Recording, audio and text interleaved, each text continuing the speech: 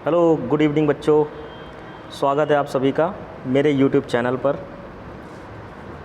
तो बच्चों, जैसा कि आप लोग देख रहे होंगे कि कुछ प्रैक्टिस के वीडियोस हमने पहले डाले थे और आज उनमें से एक है सेंटेंस अरेंजमेंट पैरा जंबल का। देखिए, पैरा जंबल या जैसे कि आप लोग जिसको PQRS के नाम से जानते हैं, यहाँ पर सेंटेंस का अरेंजमेंट होता है। सेंटेंस का अरेंजमेंट का मतलब ये है कि जहाँ पर कंजंक्शन को यूज़ होना है वहाँ पर कंजंक्शन को यूज़ करें, जहाँ पर सब्जेक्ट के साथ वर्ब को रिलेट करना है वहाँ सब्जेक्ट के साथ वर्ब को रिलेट करें। कुछ यही सारी चीज़ें, और ये सारी चीज़ें अपने बैचेस में, ग्रामर में हम सारी चीज़ें वैसे ही बच्चों को बताते हैं। ठीक, तो हमारे पास जो पढ़े हुए 3-4 महीने जो सिलेबस कंप्लीट करते हैं जो बच्चे, वो इनको इस तरह की कोई प्रॉब्लम आती नहीं है। ठीक है, अब जिन्होंने नहीं पढ़ा है उनको थोड़ी बहुत दिक्कतें आ सकती हैं, लेकिन मैं कोशिश करता हूँ कि ना आए। बाकी मैं तरीका बताऊंगा कि ग्रामर की हेल्प से ये छोटे छोटे सेंटेंस बिना किसी सेंस के इनको सॉल्व किया जा सकता है और बहुत कम समय में इसमें नंबर अचीव किया जा सकता है। ठीक है बेटा, तो चले हम लोग स्टार्ट करते हैं। कुछ ये 10 क्वेश्चन हैं, ये सारे ही प्रीवियस ईयर के क्वेश्चन हैं, मेरे अपने कोई भी नहीं है, या तो SSC के, NDA के, कहीं ना कहीं के प्रीवियस ईयर के क्वेश्चंस हैं। तो चलें स्टार्ट करते हैं। आप लोग अब तक मेरे हिसाब से आंसर लगा चुके होंगे और आप लोग कमेंट भी करें, लाइक करें और इस वीडियो को ज़्यादा से ज़्यादा बच्चों तक शेयर करें जो बच्चों को प्रॉब्लम है सेंटेंस अरेंजमेंट और पैरा जंबल में। आपके दोस्त होंगे, आपके भाई होंगे, आपकी सिस्टर्स होंगी, जो भी हैं, सबको शेयर करें और उनसे भी बोलें शेयर करने के लिए। जिन बच्चों को प्रॉब्लम है काफ़ी हेल्प मिलेगी उनको इन 10 क्वेश्चन से। ठीक है, तो चले स्टार्ट करते हैं। पहला क्वेश्चन ये है कि a valuable aid to education the cinema offers not only amusement but is also. ठीक है, अब एक चीज़ पहले तो तुम ये समझ लो कि और यहाँ डी से तो सेंटेंस ख़त्म नहीं होगा। अच्छा, नॉट ओनली अम्यूज़मेंट लिखा हुआ है तो नॉट ओनली के बाद बट ऑल्सो आता ही आता है। तो नॉट ओनली के बाद अगर बट ऑल्सो आता है तो पहली बात ये हुआ कि सी से भी सेंटेंस ख़त्म नहीं होगा। तो सबसे पहले वो 2 ऑप्शन आप हटा दीजिए, हट गए। अब हमारे पास इसका मतलब आंसर जो है वो बी या डी में से कोई ना कोई होगा। देखो, हम तुम्हें समझा रहे हैं इसलिए इतना समय लगेगा, जब तुम इसको सीख जाओगे तो तुम्हें बिल्कुल भी समय नहीं लगेगा। ठीक, 1-2 सेकंड में ही हो सकता है इसके आंसर निकाल लो। BCDA या CBDA। अब हमें ये देखना है कि सेंटेंस बी से स्टार्ट होगा या सी से। सबसे ईजी चीज़ ये है कि सी के बाद डी कहाँ लिखा है, वो बी में लिखा है, बाकी सब पढ़ने की ज़रूरत ही नहीं है। BCDA answer. बी से सेंटेंस की शुरुआत होगी, the cinema offers not only amusement but is also, और डी के बाद में ए के पास पहुंच जाएंगे और यहाँ पर सेंटेंस ख़त्म हो जाएगा। आगे बात समझ में? चलो आगे देखते हैं। ग्रामर में पढ़ा होगा नॉट ओनली बट ऑल्सो। बस सेंटेंस अरेंजमेंट आपका सेकंड नंबर क्वेश्चन। देखो, अब सेंटेंस को अरेंज करना है, मतलब होता है सब्जेक्ट का वर्ब से अरेंजमेंट, कौन सब्जेक्ट, सिंगुलर, प्लूरल, जो भी है ये सारी चीज़ें। बेटा मैं अभी डिटेल में नहीं जाऊंगा क्योंकि प्रैक्टिस वीडियो है। ठीक है, तो आप थोड़ा सा चीज़ें जानते होंगे तो बड़े आराम से चीज़ों को समझेंगे। He did not take revenge on Ravi. Answer अगर लगा चुके हो तो जल्दी जल्दी आंसर दे दो। अगर आंसर लगा चुके हो तो जल्दी जल्दी अपने अपने आंसर दो, कमेंट में कमेंट करो और इसको शेयर करो। टेलीग्राम पर आप लोग इसकी PDF डाउनलोड कर सकते हैं। जतिन तिवारी, इंग्लिश बाय जतिन तिवारी करके एक चैनल का नाम है। टेलीग्राम पर आप जाके सर्च करिए और उसके बाद में इसकी PDF को डाउनलोड करिए। ठीक है, तो चले। He did not take revenge on Ravi though he had. अब देखो, पहली चीज़ इसमें जो की पॉइंट है ये हैड। तो हैड के बारे में आपको समझना पड़ेगा कि हैड के बाद में वर्ब की थर्ड फॉर्म आती है। ठीक, एक चीज़ याद रखना, as he was magnanimous done great to him. Done verb की थर्ड फॉर्म है, इसका मतलब इसको हैड के बाद में लिखा जाना है। अगर इसको हैड के बाद में लिखा जाना है, इसका मतलब बी के साथ क्या आ गया, डी। बी के साथ डी किस में है, ए में है, और कहाँ है, और किसी में नहीं है, इसलिए इसका आंसर बाकी पढ़ने की ज़रूरत ही नहीं, ए इसका आंसर हो गया। ऐसे ही क्वेश्चंस आपके आते हैं पेपर में। आप यही सरल है, यही कठिन है, जो भी है। जिसको आ गया उसके लिए सरल, जिसको नहीं आया तो वो पढ़ता ही नहीं है, वो सरल कितना भी हो। क्लियर है बात? उत्तर भारतीयों के लिए सारी बातें हैं, जो ग्रामीण सेक्टर के लिए। बाकी CBSE बोर्ड वालों को तो कोई दिक्कत ही नहीं है।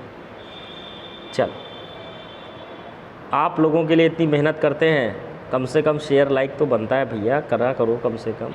जितने भी लोग देख रहे हो या जितने भी लोग टेलीग्राम पे जुड़े हुए हो, सब लोग शेयर करो यार कम से कम। हिंट देखो, हिंट बहुत छोटी छोटी बातें हैं। कैन से सेंटेंस है, इसका मतलब कैन एक हेल्पिंग वर्ब है। हेल्पिंग वर्ब के पहले कोई ना कोई सब्जेक्ट होगा। बोलो, सब्जेक्ट होगा। सब्जेक्ट ढूंढना है। सबसे पहले एक काम करो, अगर तुम्हें लगता है डी से सेंटेंस की शुरुआत होगी, मान लो, तो डी में इन लिखा है प्रेपोजिशन, उसके बाद सिटीज़ जो है इसका ऑब्जेक्ट है, अराउंड प्रेपोजिशन है, और द विलेजेस इसका ऑब्जेक्ट है। और ऑब्जेक्ट कभी भी सब्जेक्ट हो, सब्जेक्ट ऑब्जेक्ट अलग अलग चीज़। कैन के पहले चाहिए तुमको सब्जेक्ट, तो इसका मतलब डी के बाद, डी से सेंटेंस की शुरुआत हो नहीं सकती है। तो सबसे पहले काटो ये। थ्रू आउट द ईयर, ये भी आपका प्रेपोजिशन के बाद में वर्ब आ गया। थ्रू आउट द ईयर ये भी नहीं हो सकता। इसका मतलब ना ही सी से सेंटेंस की शुरुआत होगी, ना ही मतलब बी और सी आपके नहीं हो सकते। अब बी से सेंटेंस की शुरुआत होगी, इसका मतलब आपका सब्जेक्ट है ग्रोथ ऑफ इंडस्ट्रीज़। ग्रोथ इसका सब्जेक्ट है। बी के बाद आ गया ए। अगर बी के बाद ए आ गया तो आंसर आपका कौन सा सही हो गया? ए। मेरे हिसाब से आप लोग लगा चुके होंगे। गुड गुड, यही तरीका है।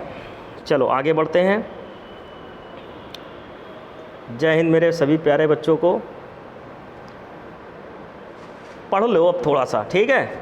अब बढ़िया से इसको फेसबुक, जहाँ जहाँ इंस्टाग्राम, जहाँ जहाँ तुम्हारी रीच है, वो अपने व्हाट्सअप के स्टेटस पे इसके लिंक को लगाओ और फिर उन बच्चों की भी हेल्प करो। हेल्प करना चाहिए, दूसरों की हेल्प करोगे ईश्वर तुम्हारी हेल्प करेगा, ठीक है? जो खुद के लिए सोचता है उसके लिए ईश्वर नहीं सोचता, जो दूसरों के लिए सोचता है उसके लिए ईश्वर सोचता है।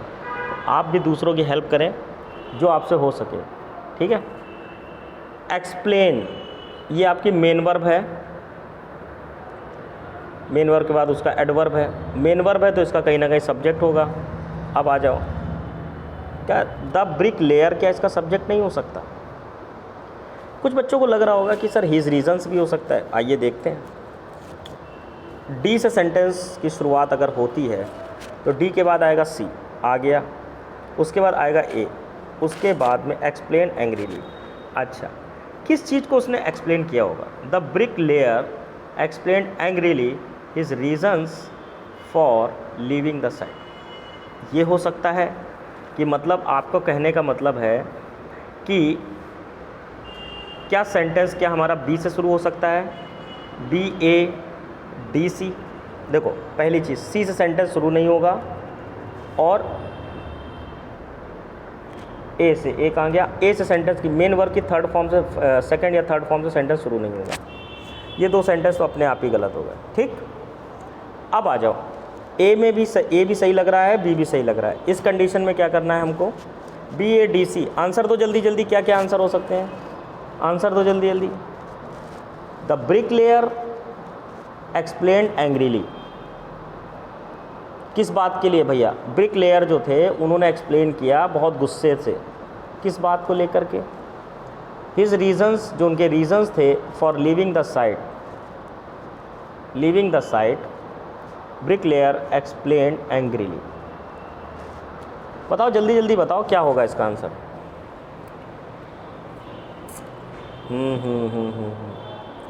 आंसर बताओ बेटा।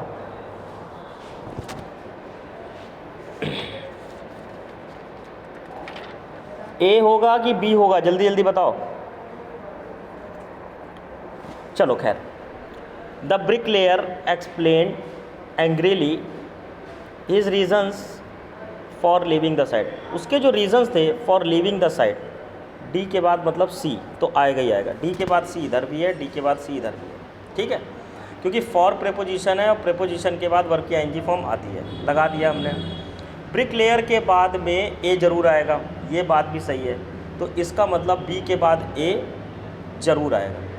ब्रिक लेयर एक्सप्लेन, अब क्या बी के बाद ए यहाँ है? यहाँ तो ए के बाद बी है, तो गलत हो गया, इसका आंसर लगा, ठीक? मतलब डी के बाद सी, डी के बाद सी दोनों में लिखे हुए थे, इसलिए दो ऑप्शन बच्चों को लग रहे थे। लेकिन जब आगे बढ़ोगे तो ब्रिक लेयर के बाद में ए आएगा। चलो आगे बढ़ते हैं। काफ़ी मैंने टाइम ले लिया इस पर, सिर्फ इसलिए कि मैं देखना चाह रहा था कि किसके किसके क्या आंसर है। ज़्यादातर लोगों ने मतलब अपने अपने आंसर दे रहे हैं, अच्छी बात है। विच हैड सम, ये बहुत अच्छा क्वेश्चन है बेटा, यहाँ से काफ़ी सीखने को मिलेगा। सम क्या है? सम एक डिटर्मिनर है, डिटर्मिनर के बाद आता है नाउन, तो इसका मतलब सम के बाद नाउन ढूंढना पड़ेगा। सम के बाद आई को नहीं जोड़ सकते, सम के बाद हैड को नहीं जोड़ सकते, सम के बाद कॉम्पोनेंट्स को जोड़ेंगे, कॉम्पोनेंट्स एक नाउन है। ए के बाद क्या जुड़ेगा? D.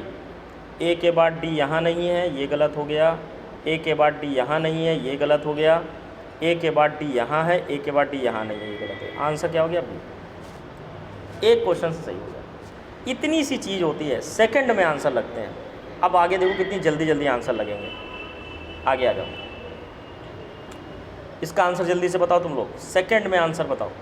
The most suitable materials because is, देखो एक चीज़ समझ लेना, जो ये बिकॉज दैट इज़ लिखा है, यहाँ से सेंटेंस ख़त्म नहीं हो सकता कभी, इसलिए ये दोनों गलत। दैट इज़ के बाद कुछ ना कुछ तो होगा, नाउन, प्रोनाउन, एडजेक्टिव, वर्ब या एनजी फॉर्म, वर्ब की थर्ड फॉर्म, कुछ ना कुछ होगा। क्योंकि जब भी इज़ होता है तो इसके बाद या तो वर्ब की एनजी फॉर्म, या तो कोई नाउन, या तो कोई एडजेक्टिव, या तो मतलब कुछ ना कुछ, कोई ना कोई पार्ट ऑफ स्पीच होगा इसके बाद, तो ये ख़त्म नहीं हो सकता यहाँ से सेंटेंस, ठीक है। We made it of wood, पहली चीज़ बी के बाद कोई ना कोई नाउन आएगा। That is it of would, कोई सेंस ही नहीं बन रहा पहली बात तो। पहली बात बी के बाद डी आया है, बी से सेंटेंस ख़त्म हो गया। अल्लो ये तो बहुत ही आसान है, मैंने तो ध्यान ही नहीं दिया। ये भी नहीं होगा, आंसर इसका हो जाएगा ये। ए, एक मिनट, ऑप्शन इसमें गलत है क्या? मुझे लगता है इसमें ऑप्शन गलत है बेटा, क्योंकि ए सी बी डी हो नहीं सकता। ए सी बी ए सी, नहीं नहीं नहीं, गलत है इसके ऑप्शन। आप इसको थोड़ा सा आप मेरे से चेक कर लीजिए। चलिए इसके बता दीजिए वैसे क्या हो सकता है। मेरे हिसाब से वी मेड इट, देखो एक चीज़ समझो, मेड के बाद आता है ऑब्जेक्ट, ठीक।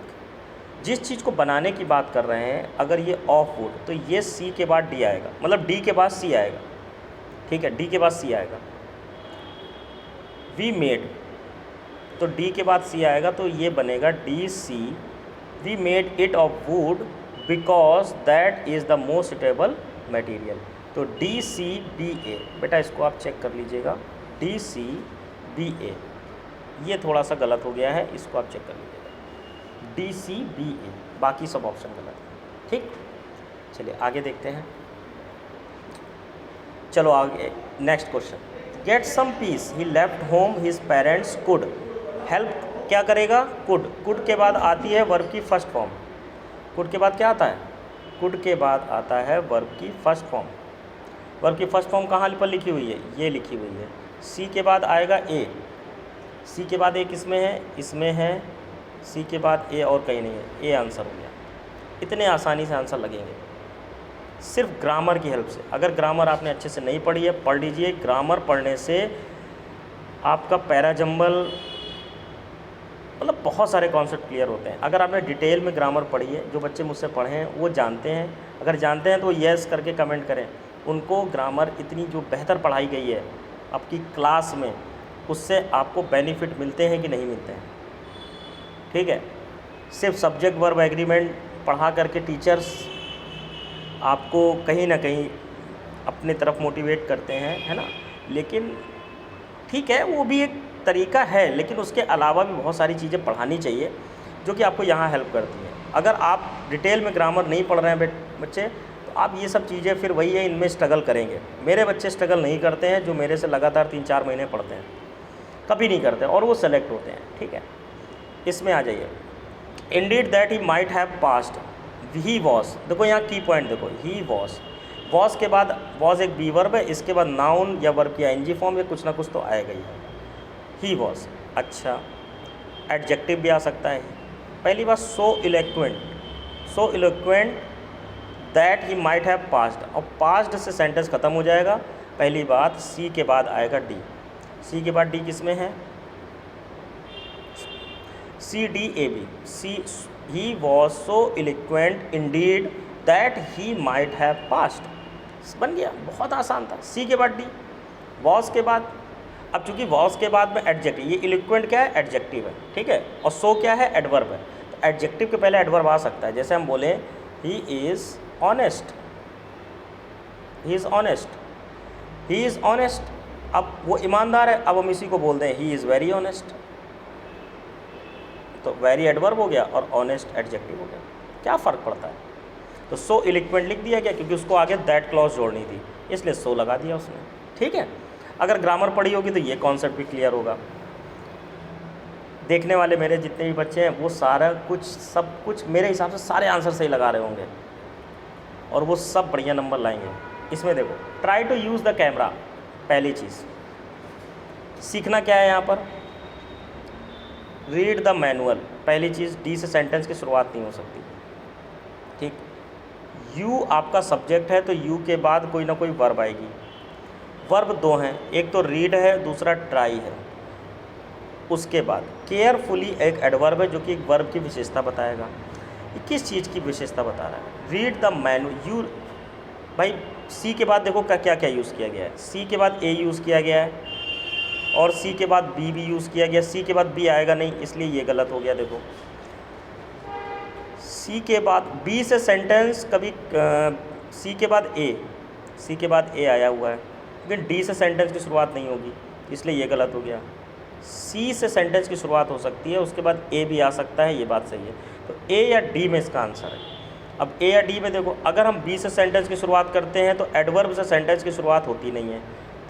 तो ये सारी बातें अगर आपको पता है तो आप आराम से लगा सकते हैं। क्या करना पड़ा, क्या मेहनत करनी पड़ी, आप भी देख रहे हैं। ये तो हम बता रहे हैं तो इतना समय लग रहा है, अगर आप इसकी प्रैक्टिस कर लेंगे इस तरीके से कितना आसान हो जाएगा, विद इन सेकेंड। इसको मैं बिना कोई चीज़ बताए मैं डायरेक्ट करूँगा और ऐसे ही आपको करना है। देखो, आर नॉट अलाउड, इसका सब्जेक्ट होगा कहीं ना कहीं। इसका सब्जेक्ट क्या हो सकता है, अनलेस के साथ देयर सब्जेक्ट है, इसका मतलब स्टूडेंट सब्जेक्ट है। डी के बाद आएगा ए, डी के बाद ए देखो कहाँ कहाँ लिखा हुआ है, इसका मतलब हुआ कि डी से सेंटेंस की ख़त्म नहीं हो सकता, ये गलत। डी के बाद ए, डी के बाद ए ये लिखा हुआ है, दिस इज़ द आंसर, ख़त्म। ऐसे लगाना है। क्या डी से सेंटेंस ख़त्म हो सकता है, स्टूडेंट्स से क्या सेंटेंस ख़त्म हो सकता है, नहीं भैया, ऐसे ही पढ़ना है, ऐसे ही पढ़ना है आगे। तो ये मेरे हिसाब से 10 क्वेश्चन हो गए। कैसे लगे आप लोगों को, खूब शेयर करो और पढ़ो लिखो, इसी तरीके से प्रैक्टिस करो, और भी क्वेश्चन मिल जाएंगे, और भी क्वेश्चन करा देंगे प्रैक्टिस। अपने कमेंट्स करो, शेयर करो और मुझे भी मोटिवेट करो बार बार वीडियोस बनाने के लिए, और पढ़ते रहो। किसी भी तरह की कोई दिक्कत हो टेलीग्राम चैनल मेरा ज्वाइन कर लो, एक डाउट क्लास का है, ठीक है, वो मैं तुम्हें लिंक दे दूँगा और इसकी PDF आपको मिल जाएगी। ठीक है, तो आज के लिए इतना ही। सभी बच्चों को जय हिंद।